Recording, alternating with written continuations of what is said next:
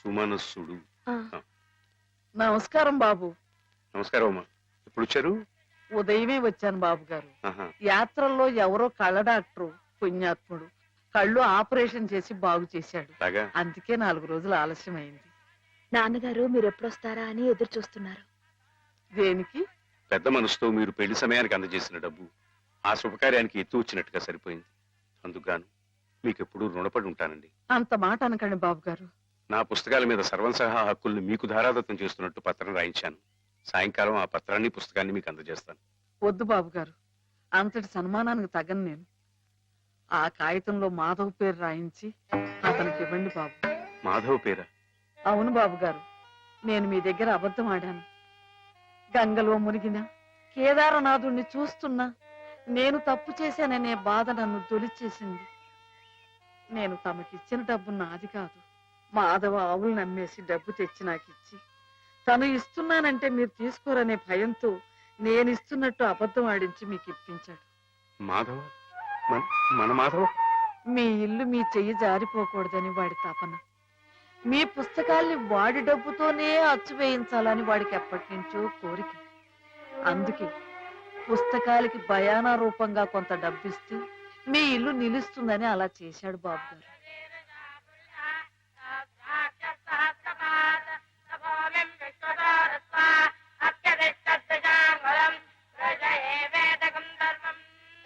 ఆవులు ఏమయ్యాయా అని అడిగితే ఆసుపత్రిలో చేర్పించానని అబద్ధం చెప్పాడు. ఇందుకేనన్నమాట. మన్ను తినలేదని ఆ రోజు గోపాలుడు చెప్పిన అబద్ధం పెంచిన తల్లిని పునీతురాల్ని చేయడానికైతే మమత నిండిన ఈ గోపాలుడు ఈనాడు చెప్పిన అబద్ధం పెంచిన పంచని 10 కాలాల పాటు చల్లగా నిలపడానికమ్మా. నన్ను యువతలి గట్టుకు చేర్చిన మహనీయుడు అవతలి గట్టునే ఆగిపోయాడమ్మా. ఒక్కసారి వాణ్ణి మాధవం తీసుకురాగలవా? అలాగే నాన్న.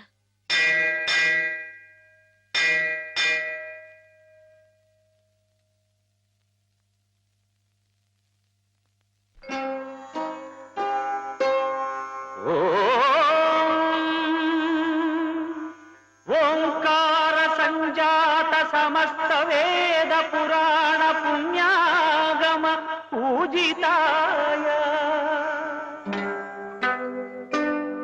ఓంకార రూప ప్రియదర్శనాయ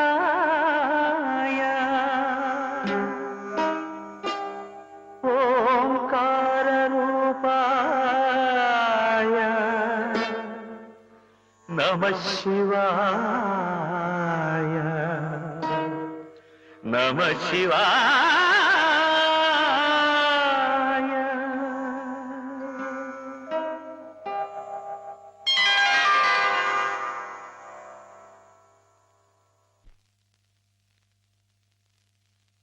అమ్మాయి గారు ఎంతసేపు అయిందండి వచ్చి?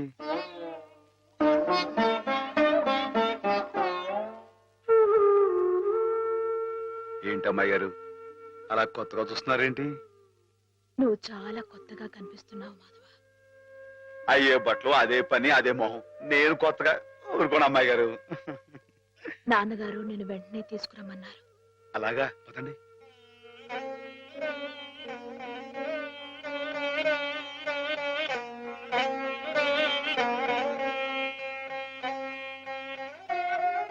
ఏమిటే ఈ అమూల్యమైన గ్రంథాలు ఏమిటి? ఆటోకి అంకితం ఇవ్వడం ఏమిటి? నేనేం చెప్పను. మామయ్య మంచి పని చేస్తున్నాడు అన్న.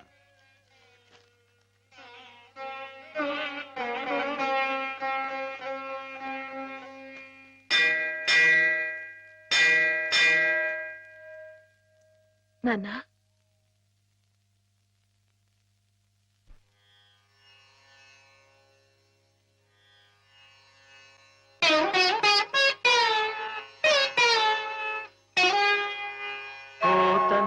కలలోన పొడగట్టు రాముడై రావయ్య మత్కావ్య రమ్య ఫలమా జయదేవ కవిరాజ జయ గీతి ఫలమైన కృష్ణయ్య రావయ్య కీర్తి గరిమా.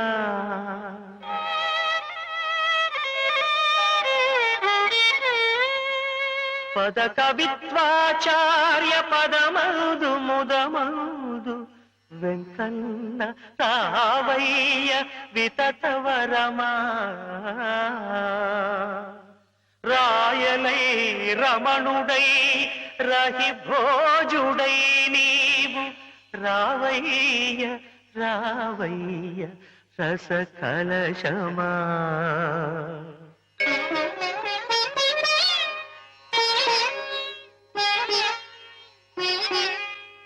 ఇట్టి నీ కన్న అర్కులింకెవ్వరయ్య అక్షరానంద రసమే రుద్రాభిషేకమనగా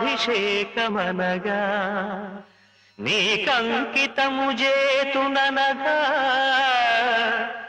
నీకంకితము చేతును అనగా లలిత కలిత గుణమాన్య మత్కావ్య కన్య ధన్య ధన్య.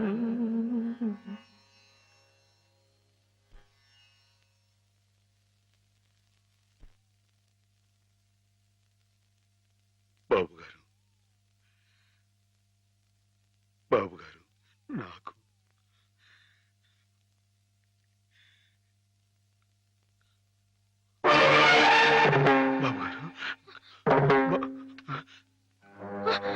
నాన్న బావ నాన్న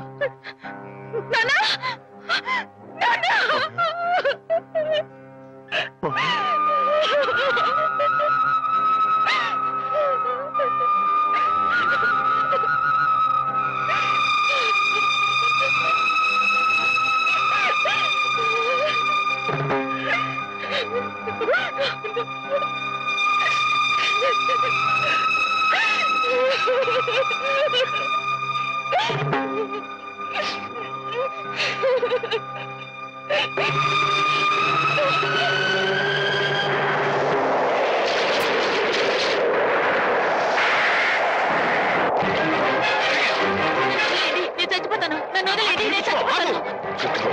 ఎందుకు చచ్చిపోవాలనుకున్నావు? నాకెవరూ లేరు బాబు గారు. నీ పేరేమిటి బాబు? మాధవయ్య. చూడు మాధవ్, దిక్కులేని వాళ్ళకి దేవుడే పెద్ద దిక్కు. మనం పుట్టింది బతకడానికయ్యా, చావడానికి కాదు. పద, మాతో పాటు మా ఇంట్లో ఉందిగా. నేను ఉత్తినే ఉండను, ఏదైనా పనిపించండి చేస్తాను. అలాగే పనిపిస్తాను. పద.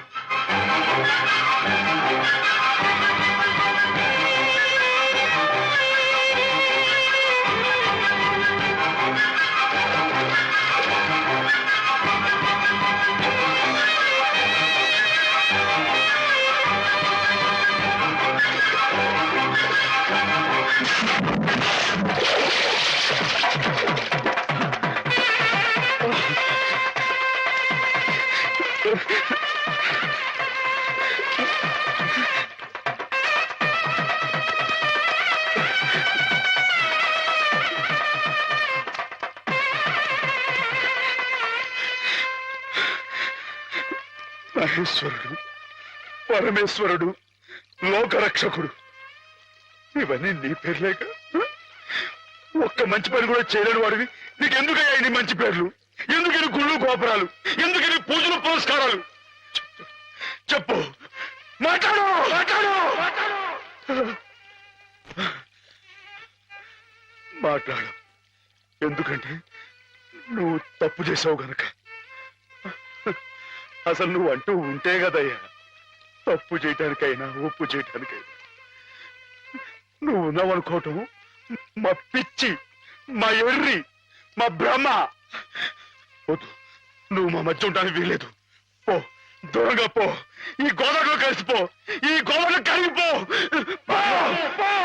ఏమిటి ఆవేశం? దేవుడి మీద రా నీ కోపం. ఈయన దేవుడు ఎలాగవుతాడు బాబా?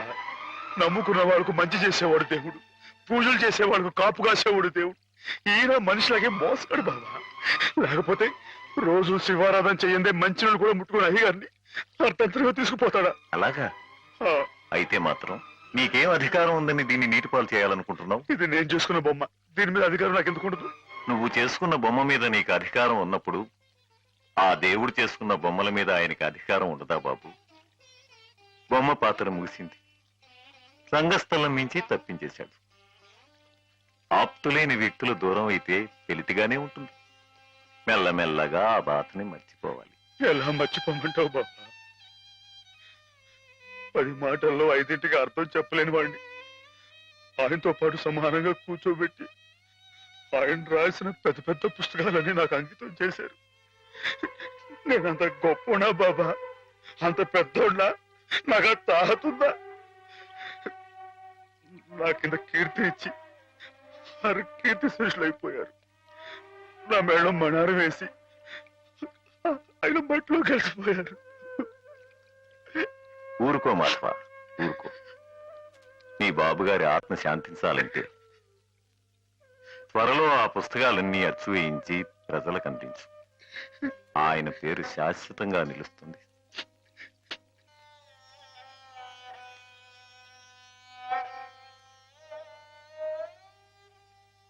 ఇక నాన్నగారి పుస్తకాల సంగతి మర్చిపో మాధవ.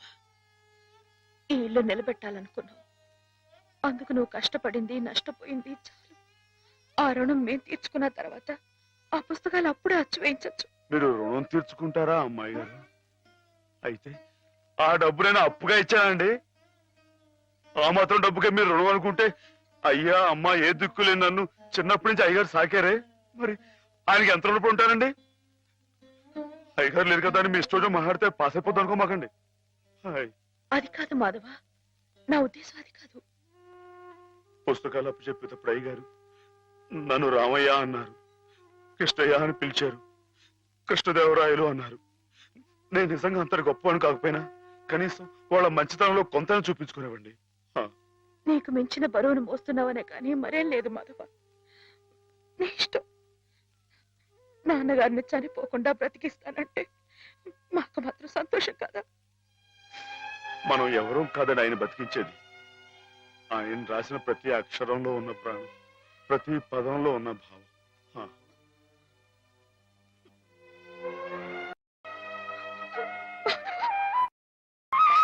అమ్మాయి గారు, అమ్మాయి గారు, ఊరుకోండి అమ్మాయి గారు, ఊరుకోండి.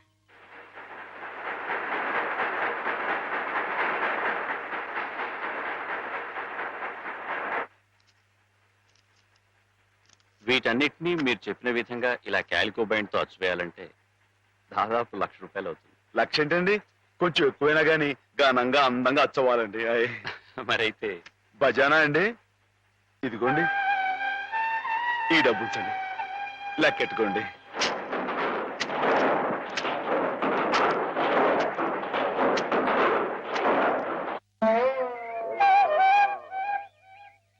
మాధవన్న బాబు గారు పుస్తకాలు అచ్చు వేస్తున్నాడు కదా, ఆ పుస్తకాల మీద బోలెడు డబ్బు వస్తుంది కదా. మళ్ళీ మీ అమ్మని, పిన్నుల్ని, అత్తయ్యల్ని అందరినీ కొని తీసుకొస్తాడు కదా. అప్పుడు దొడ్డంతా పశువులతో, ఇల్లంతా పాడితో మళ్ళీ పాత రోజులు వచ్చేస్తాయి కదా స్వామి.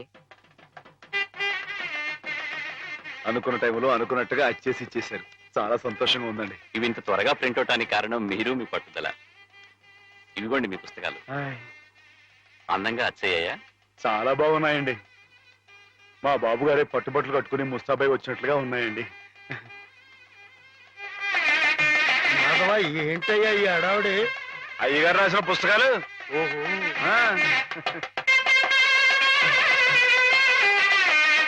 ఆగండి ఆగండి. ఇదేంటి పిచ్చి ఆసుపత్రి బండి ఉందండి ఇక్కడ?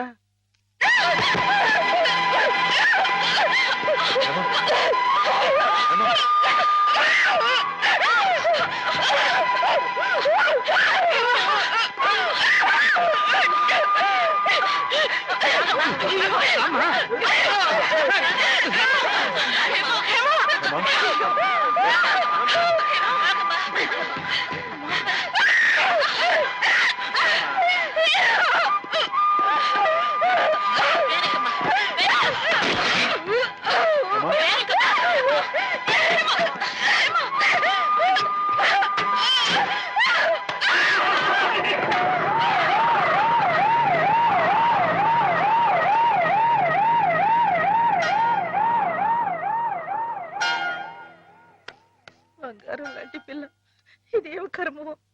ఏంటండి ఇది? ఇప్పుడు నేను చూసింది అమ్మాయి గారేనా? ఏమే మాధవ, ఏ జన్మలో మేమెవరో ఏం పాపం చేశాము, అది శాపమై పిల్లకు చుట్టుకుంది. అసలు ఏం జరిగిందండి? లలితకి 15 రోజుల ముందుగానే పురుడు వచ్చిందని తెలిసి నేను హేమ లలిత ఇంటికి వెళ్ళాం. రక్తం బాగా పోయి నీరసంగా ఉంది పిల్ల. 4 రోజుల్లో కాస్త తెరుపుగా అనిపించింది. ఇక్కడ ఈయన భోజనానికి ఇబ్బంది అవుతుందని హేమని 4 రోజులు ఉండమని చెప్పి నేను వచ్చేసాను. అదే అదే మాధవ నేను చేసిన మహాపరాధం. అవునమ్మగారు, మీరు ఆ 4 రోజులు అక్కడ ఉండుంటే ఇలా జరగకపోను. హేమమ్మగారు కనిపెట్టలేదు కానీ ఆ దుర్మార్గుడి కళ్ళల్లో ఉన్న పాపపు చూపు నేను ముందే పసిగట్టాను.